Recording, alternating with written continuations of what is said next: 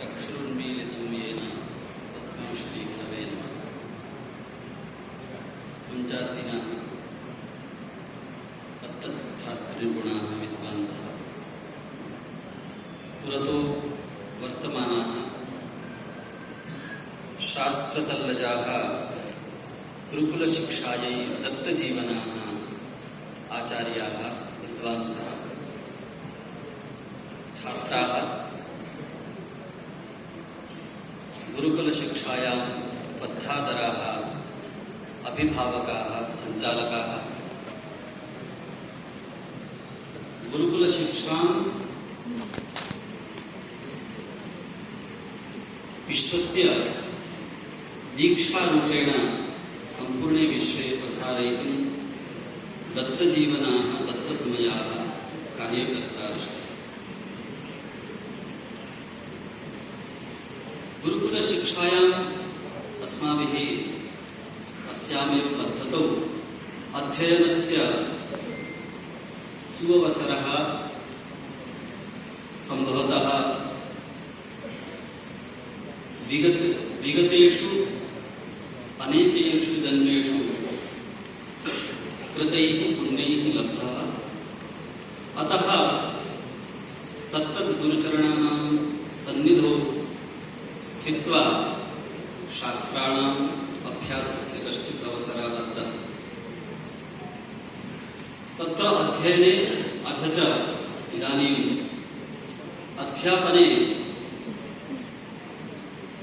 स्वकीय अनुभवेन गुरुकुलशिक्षायाः यद् वैशिष्ट्यम् अधिगतं तत्सर्वम् अत्र भवत्सु निवेदयितुम् इच्छामि।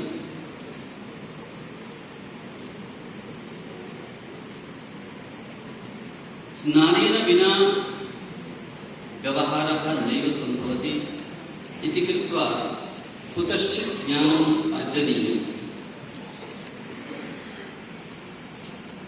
तस्मिन् ज्ञाने लब्धव्ये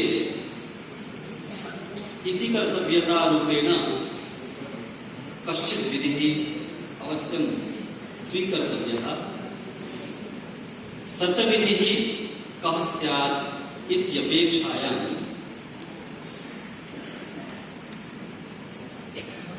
अत्र व्याकरणशास्त्रे एकः न्यायः वर्तते, स च लोकव्यवहार प्रसिद्धन्यायः, लोकव्यवहारतः एव गृहीतः न्यायः। असिद्धं बहिरङ्गमन्तरङ्गे। एकस्मै कार्याय उपायद्वयं यदि वर्तते, उपायद्वयम् उपायचतुष्टयम् अनेके उपायाः। एक कार्य सिद्धि करने के लिए अपने पास में बहुत सारे यदि मार्ग हों तो उसमें से किस मार्ग को चयन करना चाहिए। बुद्धिमान व्यक्ति क्या करता है, एक चेतन व्यक्ति की प्रवृत्ति क्या होती है, जिसके पास में कुछ भी छोटी सी भी समझ होती है, ऐसे व्यक्ति की प्रवृत्ति क्या होती है। एक कार्य को सिद्ध करने में मार्गद्वय यदि उपलब्ध हो, उन दो मार्गों में से एक मार्ग को चुनने के लिए वो क्या करता है। बहुत ही साधारण उदाहरण के आधार पर इस परिभाषा का स्वीकार किया गया है। मनुष्योऽयं प्रातरुत्थाय, सबसे पहले उठ करके क्या करता है, दूसरों की सेवा नहीं करता, यहाँ तक कि गुरु जी की सेवा भी शायद नहीं करता। शरीर कार्याणि, सर्वप्रथम अपने शरीर का कार्य करता है। क्यों? क्योंकि वो सबसे नजदीक उपस्थित है, सबसे नजदीक में, बहुत अंतरंग है अपना शरीर, उसके बाद में गुरु जी का शरीर सबसे अंतरंग है। इसलिए हम क्या करते हैं, सबसे पहले अपने शरीर की शुद्धि करते हैं, उसके बाद में गुरु जी का स्नान इत्यादि की व्यवस्था करते हैं, संध्या वंदना की उनके लिए तैयारियां करते हैं, अग्निहोत्र की तैयारियां करते हैं। एक मनुष्य की अत्यंत सामान्य प्रवृत्ति, जिसके पास में थोड़ी सी भी समझ है। जब शिक्षा को लेना है, ज्ञान का आदान प्रदान करना है, एक पीढ़ी से दूसरी पीढ़ी में ज्ञान का संचरण कराना है, उसमें विधि अनेक उपलब्ध हों और उन विधियों में एक विधि ऐसा हो जो हमारा हमने कहीं से परंपरा से प्राप्त किया हो, हमारे अगल बगल में उपस्थित हो, तो उस विधि को छोड़ करके कौन ऐसा मूर्ख होगा जो सप्त समुद्र पार में चलने वाले विधि को खोज खोज करके ढूंढ करके ला करके और यह गुरुकुल शिक्षा पद्धति क्योंकि मेरी है और हो सकता है आज इस सभा में उपस्थित वर्ग में से कुछ ऐसे भी न्यून भाग्य वाले होंगे जिनके जीवन में गुरुकुल शिक्षा में अध्ययन करने का अवसर नहीं मिला होगा, ऐसा हो सकता है। परंतु उनके अगल बगल में गुरुकुल शिक्षा पद्धति अभी भी प्राचीन काल से वेद की परंपरा से लेकर के अब तक जो जब तक हम लोग समय की गणना करते हैं तब से लेकर के अब तक एक अध्ययन की अविच्छिन्न परंपरा, एक पद्धति जो चल पड़ी है, एक मार्ग हमें जो दिख रहा है, उस मार्ग को छोड़ करके दूसरे मार्ग के लिए हम कहां से सोच सकते हैं। इसलिए हमारे पास में तो यदि छोटी सी भी समझ है तो निश्चित ही शिक्षा पद्धति अगर सोचना है तो गुरुकुल शिक्षा पद्धति ही, दूसरा कोई विकल्प ही नहीं है। क्योंकि इस शिक्षा पद्धति में एक वैशिष्ट्य है आस्माकीनत्वम। यह शिक्षा पद्धति हमारी है, मेरी है, मेरे अगल बगल में है, मेरे देश में है, मेरे संस्कृति में है, मेरे आचार में है, मेरे पद्धति में है, मेरे कुल में है, मेरे परंपरा में है। इस पद्धति को छोड़ करके दूसरी पद्धति को मैं कैसे सोच सकता हूं? इसलिए इस गुरुकुल शिक्षा पद्धति को ही निश्चित ही हमें अंगीकार करना होगा।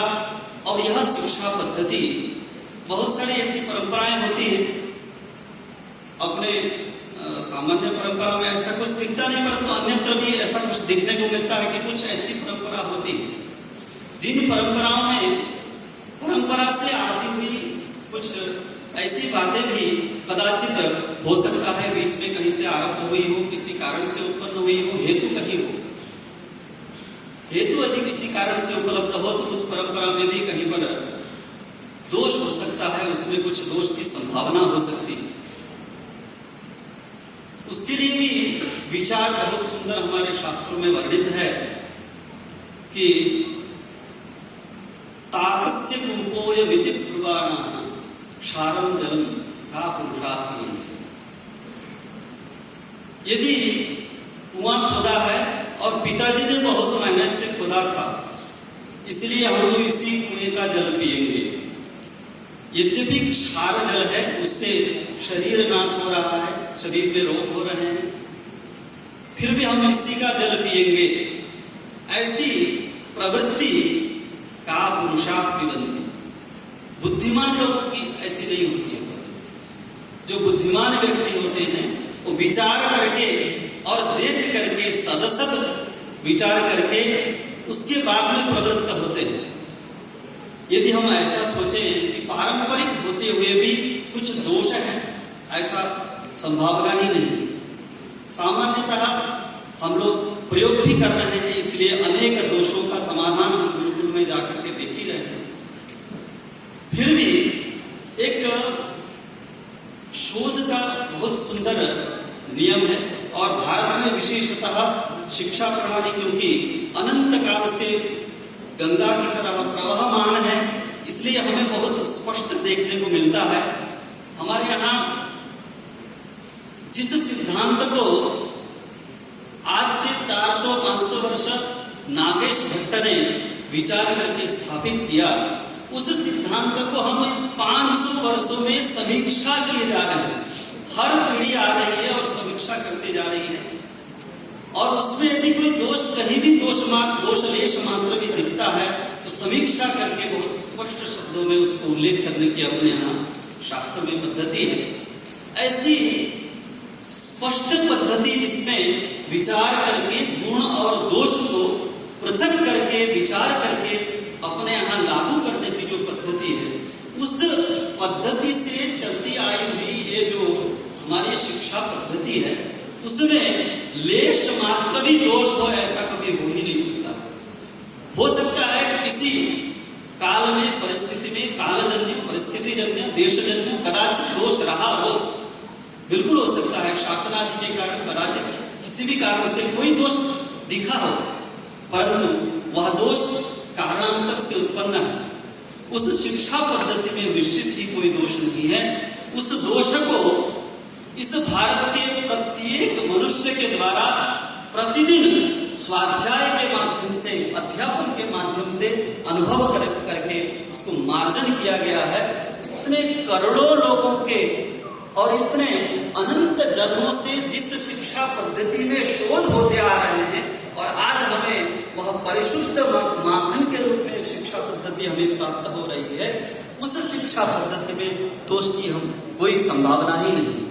ऐसी सर्वथा निर्दुष्ट शिक्षा पद्धति को निश्चित ही हमें अपनाना चाहिए। गुण की अगर बात करें तो गुणों के तो यहाँ पर गिनती इतनी लंबी है। आज से 4 वर्ष पहले मैंने इस बिंदु पर गुरुकुल शिक्षाया वैशिष्ट्यम, इस बिंदु पर आज से 4 वर्ष पहले इसी वेद विज्ञान गुरुकुल से ही यह व्याख्यान मैंने आरंभ किया था। और जब जब समय मिलता है, जितना समय मंच में मुझे मिलता है, मैं 1-2 बिंदु प्रस्तुत किया करता हूं, परंतु आज तक मेरे बिंदु समाप्त नहीं हुए।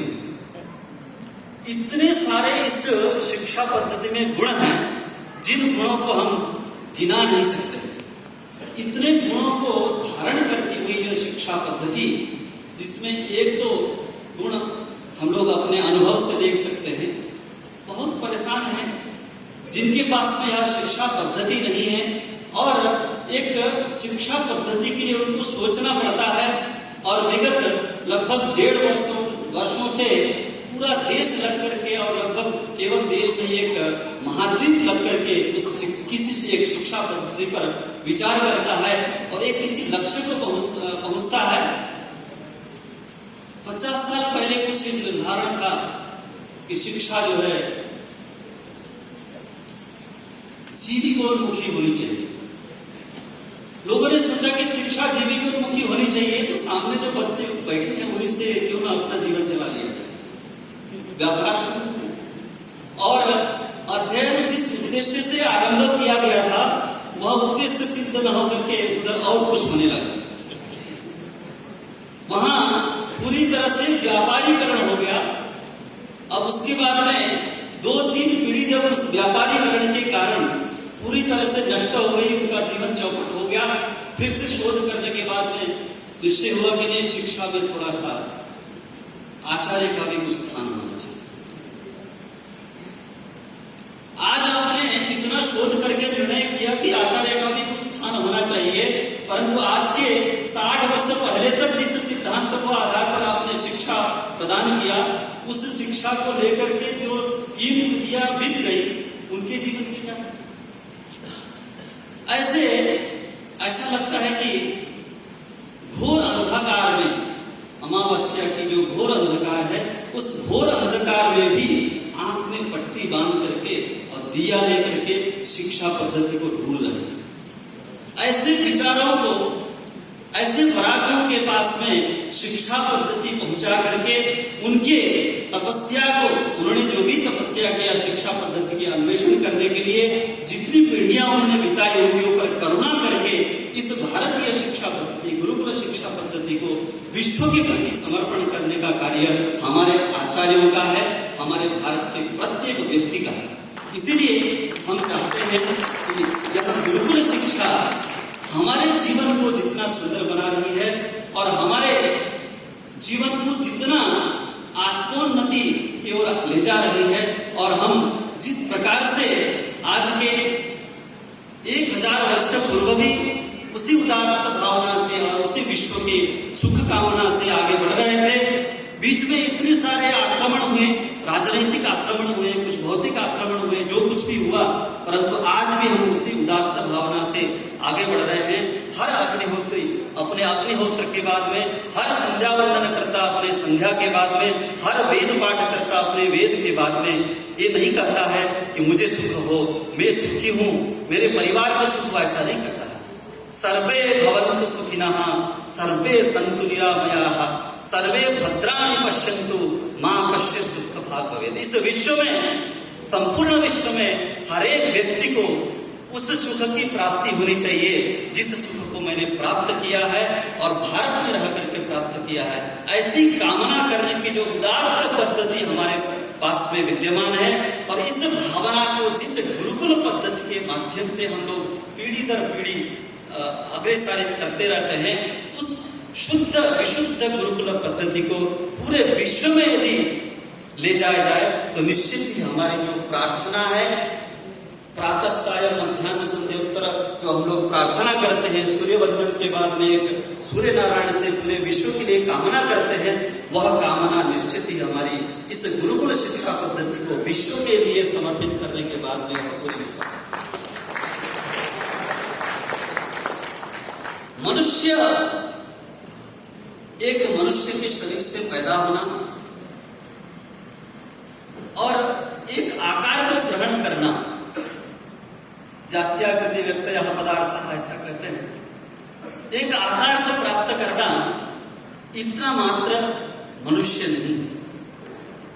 अपने यहाँ बहुत ही सुंदर शुक्ति है, ज्ञानेन हीनः पशुभिः समानः। जिसके पास में विद्या नहीं हो वह पशु और मनुष्य में बिल्कुल कोई अंतर नहीं। वो बिना लांगुल का पशु है, उसके पास में कुछ नहीं है, बस इतना ही अंतर है। उसकी रीढ़ की हड्डी सीधी है, आड़ी नहीं है, तिरछी नहीं है, बस इतना ही अंतर है। परंतु यदि उसके पास में विद्या नहीं है तो निश्चित ही वह पशु है। ऐसी शुक्ति अपने भारत में प्रसिद्ध है। यदि मनुष्य के रूप में पैदा होकर के व्यक्ति के पास में विद्या न हो तो उस मनुष्य का क्या मनुष्यत्व। और विद्या किसको कहते हैं? सा विद्या या विमुक्त, उसको विद्या कहते हैं जो वस्तुतः हमें मुक्ति की ओर ले जाए। वह मुक्ति हो सकता है इस ग्रंथ के किसी एक पंक्ति के संदेह से मुक्ति दिलाने वाली मुक्ति हो, संदेहोच्छेदिका मुक्ति हो, या फिर समाज में अपने जीवन को प्रवर्तन कराते हुए आने वाली जो समस्याएं हैं उन समस्याओं से हमें समाधान की ओर ले जाने वाली मुक्ति हो, या फिर क्यों ना इस संपूर्ण संसार के जीवन चक्र से ही मुक्त होकर के उस परमानंद की ओर अग्रसर होने की मुक्ति हो। हर प्रकार की मुक्ति की ओर ले जाने वाली जो ज्ञान, ले जाने वाला जो ज्ञान है, ज्ञान संपदा है, उसी को हम विद्या कहते हैं। अपने यहाँ न्याय वैशेषिक जैसा पूर्णतः भौतिक संसाधनों को विचार करने वाला शास्त्र भी परंपरा मुक्ति के लिए ही विचार करता है। आज भौतिक संसाधन निश्चित ही जीवन उपचर्या के लिए बहुत सारे संसाधनों की अपेक्षा होती है, परंतु उन भौतिक संसाधनों को जीवन उपचर्या के लिए यदि हमें संग्रहित करना है, निर्माण करना है, तो भी उन संसाधनों के माध्यम से जीवन जी करके इस जीवन को उस परम तत्व की ओर ले जाने के उदात्त भावना को जो हम लोग प्राप्त करते हैं वह एक विद्या के माध्यम से ही होता है। इस प्रकार के मनुष्यत्व को प्राप्त करने के लिए और न केवल अपने सुख के लिए अपितु अपने परिवार के सुख के लिए, अपने समाज के सुख के लिए, अपने कुटुंब के सुख के लिए, अपने राष्ट्र के सुख के लिए, और न केवल अपने राष्ट्र के सुख के लिए अपितु संपूर्ण विश्व के सुख के लिए, विश्व के केवल मानव के सुख के लिए नहीं अपितु विश्व के पशु पक्षी और उन सभी पेड़ पौधे और संपूर्ण प्रकृति और पूरे ब्रह्मांड के सुख के लिए जो विद्या होगी, पूरे ब्रह्मांड को आनंद की ओर ले जाने वाली जो विद्या होगी, उसी को हम विद्या कहते हैं। ऐसी विद्या को देने वाली शिक्षा पद्धति और ऐसे मनुष्यत्व को देने वाली शिक्षा पद्धति गुरुकुल शिक्षा पद्धति। इसलिए इस गुरुकुल शिक्षा पद्धति को निश्चित ही हमें अवलंबन करना चाहिए। जो अंधकारमयी शिक्षा पद्धति में घूम रहे हैं और इतस्ततः विचरण करते हुए ठोकरें खा रहे हैं, ऐसे वराग जनों को यदि अपने जीवन के उन ठोकरों से छुटकारा पाना हो, अपने जीवन के उन समस्याओं से समाधान पाना हो, तो निश्चित ही यह गुरुकुल शिक्षा पद्धति भारत में आज आपके लिए पूरी तरह से सहृदय भाव से आपको स्वागत करने को तैयार है, आपको आत्मसात करने को तैयार है। मैं इस गुरुकुल के मंच से पूरे विश्व को आह्वान करना चाहता हूं कि यदि शिक्षा पद्धति को लेकर के आप कहीं भी ठोकर खा रहे हैं तो निश्चित ही आप नम्र भाव से भारत में पधारे और इस गुरुकुल शिक्षा पद्धति को सीखें और जाने और यहाँ से लेकर के जाए और अपने पूरे विश्व में प्रसारित करें और इस शिक्षा पद्धति के माध्यम से अपने जीवन को चरितार्थ करें, अपने जो आकृति प्राप्त किया है उस आकृति में एक प्राणाधान करें, मनुष्यत्व आधान करें। इतना ही कहते हुए मैं अपनी वाणी को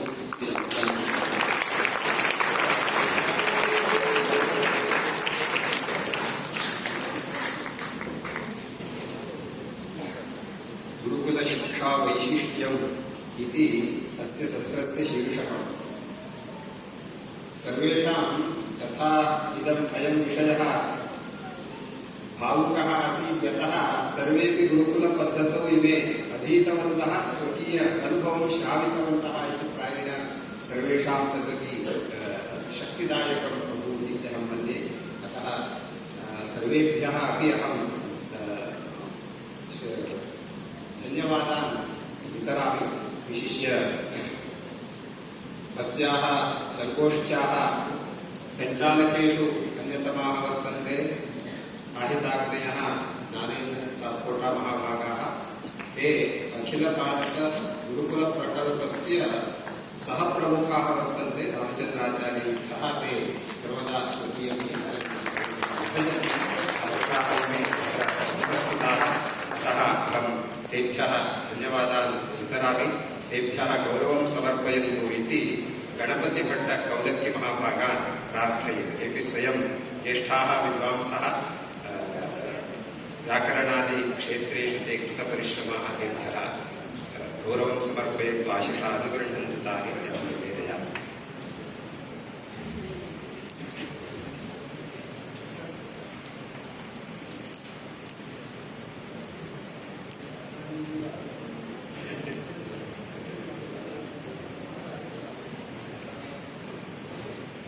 तथैव अद्य पुष्करदेवपूजारी महाभागाः स्वकीयं चिन्तनम् उपस्थापितवन्तः। तेभ्यः दत्तराजदेशपाण्डे महाभागाः गौरवं समर्पयन्तु इति अहं निवेदयामि। तेपि गुरुकुलप्रकल्पस्य सञ्चालकेषु अन्यतमाः, सर्वदा नैकासु भाषासु ते निष्णाताः।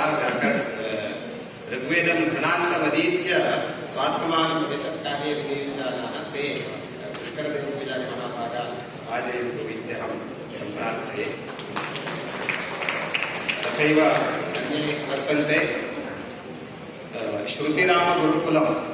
वस्तुतः रामायणे अधिकृतं वक्तुं समग्रदेशे अङ्गुलिगणनीयेषु अन्यतमाः वर्तन्ते। स्वयं भागवत रामायणादि प्रवचनेषु समग्र विश्वस्मिन् विश्रुताः वर्तन्ते रङ्गन् महाभागाः। तेभ्यः अपि गौरवं समर्पयन्तु इत्यहम् आचार्य रामचन्द्रभट्टान् प्रार्थये। तथैव अद्य प्रातः गौरवसमर्पणं कर्तव्यमासीत्। त्रयाणां कृते विभज्य यदा गोष्ठी संवृत्ता समेत्य यदा अभवत् तदानीं वयं गौरवम् अर्पयितुम् अशक्ताः। अतः तत्र विशिष्य युगानुकूलगुरुकुलस्य सञ्चालनं कृतवन्तः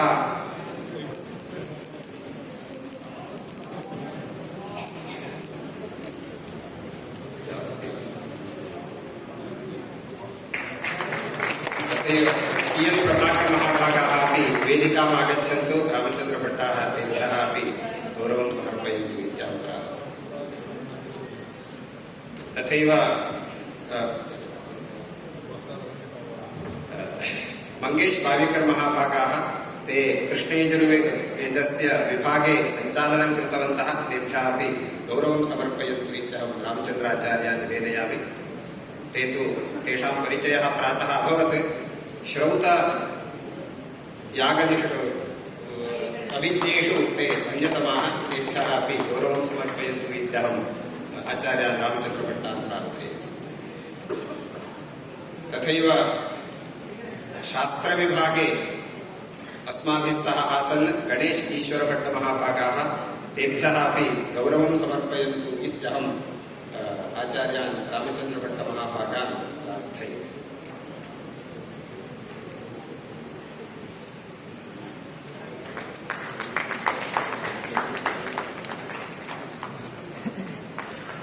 आर्सी पंडा महाभागाः, प्रोफेसर आर्सी पंडा महाभागाः तेपि यदि सन्ति सभायां वेदिकाम् आगच्छन्तु इति